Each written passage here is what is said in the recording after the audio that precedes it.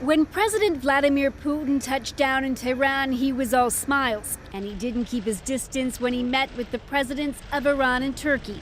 A much different setup than at meetings earlier this year before Russia invaded Ukraine. Perhaps Putin is no longer as concerned about COVID-19, or maybe, as some political watchers suggest, Putin is keen to show he has allies. He's hoping to send a message that Russia is not isolated, which it in fact is, particularly if he's going to Iran, which is one of the most isolated countries in the world. Russian state media reported that Iran's supreme leader, Ayatollah Ali Khamenei, told Putin that both of their countries need to be on guard against Western deception. U.S. officials have said that they believe Russia is poised to buy hundreds of drones from Iran, which could end up in the sky over Ukraine.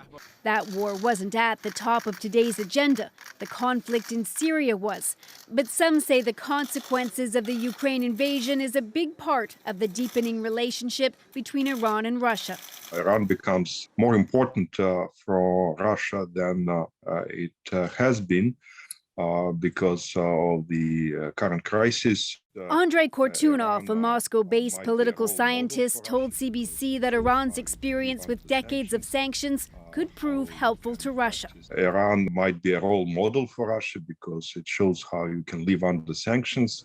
This evening, Putin said Russia and Iran agreed to implement major joint projects without getting into specifics. Putin thanked Turkey's president for his help in negotiating a deal to end the Black Sea blockade. Russia's invasion has stranded millions of tons of grain. Officials expect that there will be an agreement announced later this week that could allow the Black Sea ports to reopen. Briar Stewart, CBC News, Toronto.